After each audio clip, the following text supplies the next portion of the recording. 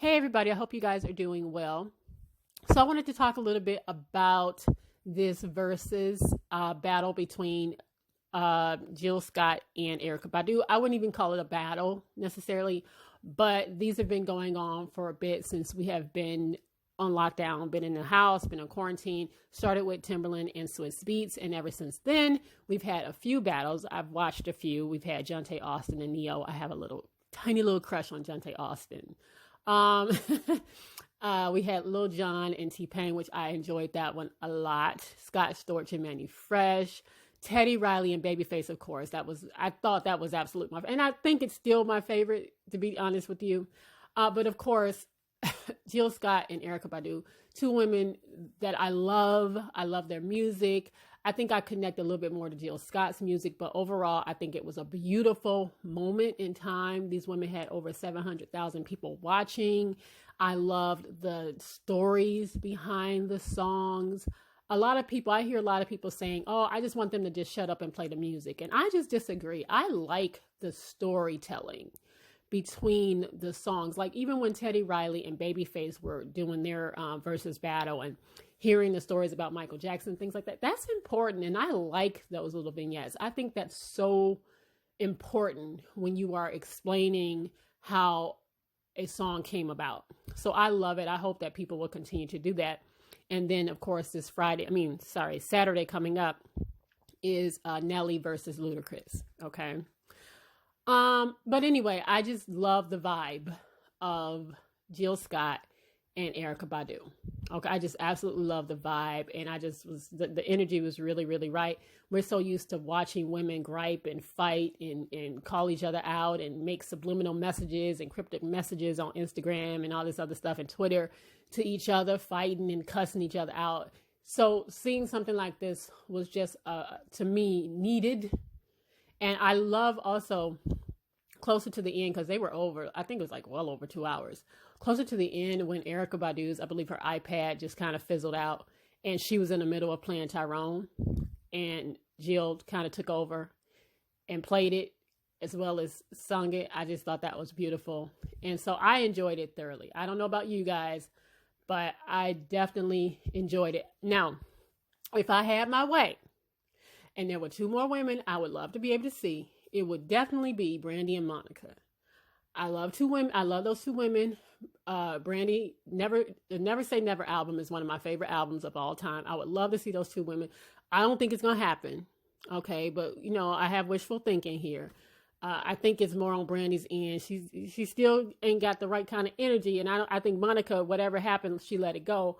But I would love to see those two women do a versus battle. I think that would be well over 1 million people watching.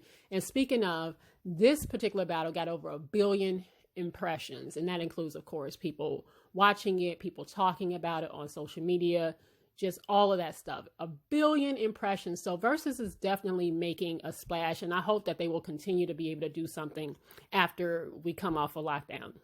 But anyway, this battle got Jill Scott and Lizzo trending. And I was trying to figure out, how does Lizzo play into this? And I saw this tweet and it said something like, why come y'all don't treat Jill Scott like y'all treat Lizzo?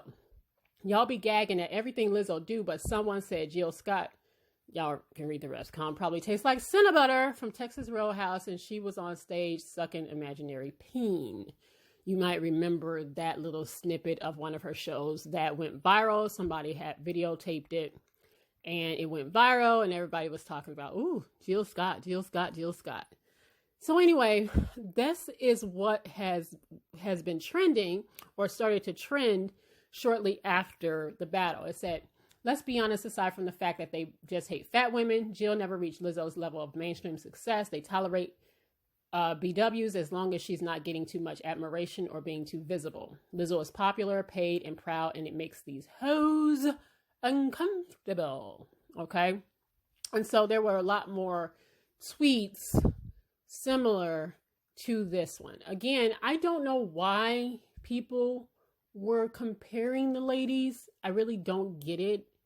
I didn't understand how Lizzo even became a part of this conversation on the versus battle, but they said Lizzo makes TV show theme music for white people, and y'all not about to guilt us into liking that BS. Because, you know, there's a lot of people, there's a nice amount of people that they just don't like Lizzo. They just don't care for Lizzo. So this was one of those opportunities for people to once again express that, right? Jill Scott is very well known, a way to be classy compared to Lizzo. Jill Scott does shit with grace. Lizzo do it with ratchetness. There really is a difference. So again, people were consistently attempting to compare these two women. And I'm going to explain to you why I feel like there is no need for comparison. They say Lizzo is loud and in your face. She doesn't have the most conventional plus size body. She still wears whatever she wants and doesn't give a fuck who says what. She's mainstream and the literal opposite of playing it safe. And that makes people uncomfortable. So again, the tweets went on and on and on like this. And like I said, I don't necessarily know how it got started, except somehow people put Lizzo into the mix after the Verzuz battle because so many people were praising Jill, and people just wanted to say, well, hey, look at how different these women are. Two large women, two what you might consider plus size women, carrying themselves very differently. And I felt like this was done in an effort to uplift one and put down another. And I felt like it was completely unnecessary to do so. I just don't feel like it was necessary to compare the two. But it's okay for us to have an honest conversation about why some people would like Jill Scott over Lizzo.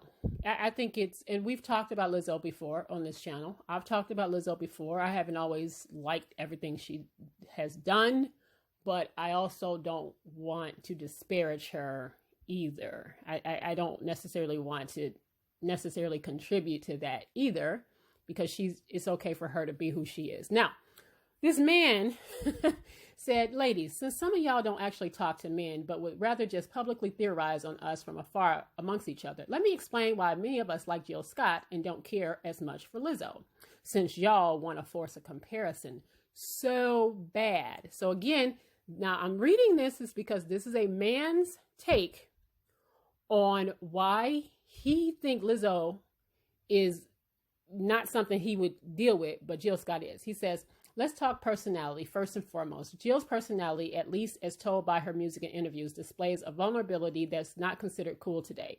Hearing the cynical, why men great till they gotta be great sounds good to y'all, not men. When a singer writes a song about spending quality time and maybe chill and just walk around the hood and philosophize, and not about getting a nigga to spin a rack within a week of knowing her, who do you think men will like more? Dummy. I mean, he's not really gaining any female fans by calling women dummies. He said, so her personality is calmer, more vulnerable, gentler, less rambunctious, and guess what? Guess what that makes her? More sexy. Get over it. Don't like it, then you F Lizzo. Then we got to talk genre. Lizzo is pop, Jill is soul. Much easier to get through a black man's soul through soul music when you're talking to the black man, serenading him, than talking at him through pop music. So it has nothing to do with Lizzo's supposed relative success over Jill. That's just something y'all made up once you realized that the fat-phobic accusations weren't going to work. All right. And then he continued, again, these are his thoughts. They are certainly not mine. Okay. But he wasn't finished, okay? He really got some people riled up.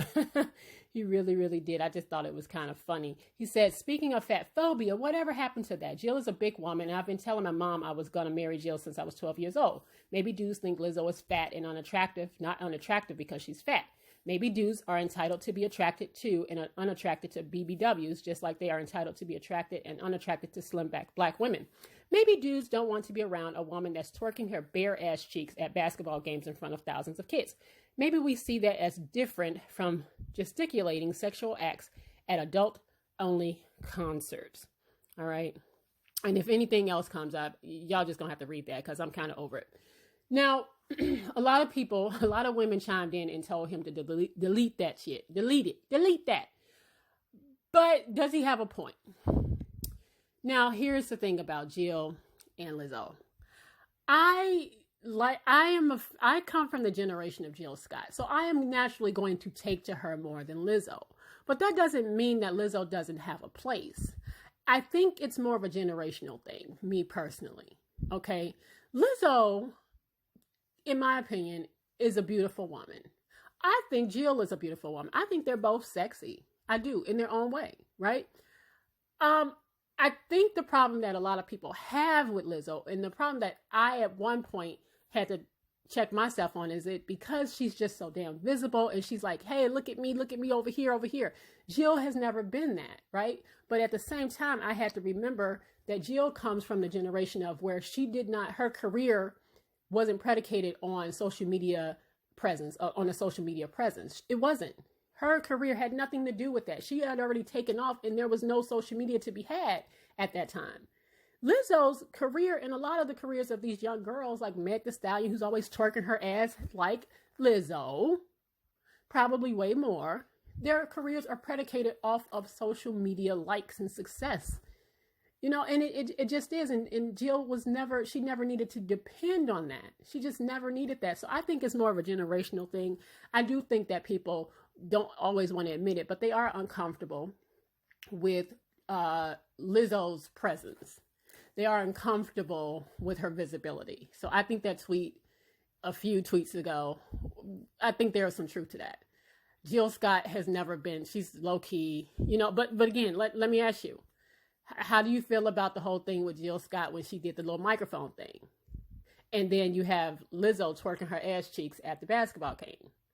I still think they're different, right? I think that somebody secretly videotaped Jill Scott's, you know, her performance, and it was a very intimate performance, and people took it and ran with it. But they're saying, well, Jill is sexual and Lizzo is sexual, and so why don't you like Lizzo? But Jill can do the same shit that Lizzo does. And I say, no, Jill is not doing the same thing that Lizzo is doing. Lizzo does do like, hey, look at me. Jill Scott has never been on that. But I don't necessarily sit here and want to bash Lizzo for doing that, because she's a part of the generation where they are all like, look at me. Lizzo is doing nothing different than Meg Thee Stallion, in my opinion. She's not doing anything differently than what Meg Thee Stallion does, where I'm always, when I get on social media and I see Meg Thee Stallion shaking her ass, I'm like, again? Damn, is there anything else she does besides shake her ass? That's how I feel about this generation. So I don't necessarily want to pull Lizzo out of the group and say, well, look at Lizzo compared to Jill Scott. I just don't think you need to compare them. I don't think there's necessarily a comparison between the two. They're both beautiful women. I think they're great in their own right.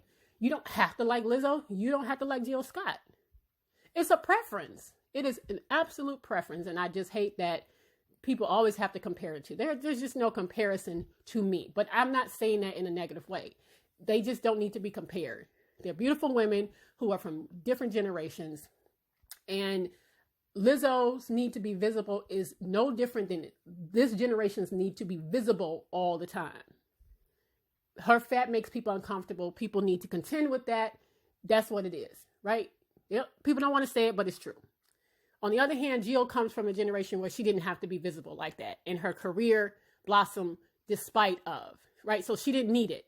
So you're not going to see Jill twerking and all that stuff, because that's not who she is and that's not what she does. All right. But I'm just not going to compare the two, and I don't think it's necessarily compare them. So I just wanted to share that today with you guys. And what do you think about this? Why do you think Lizzo gets a bad rap and they look at Lizzo different than they do Jill Scott? Let me know what you guys think under this video. Like, comment, and subscribe, and I'll see you guys next time. Take care.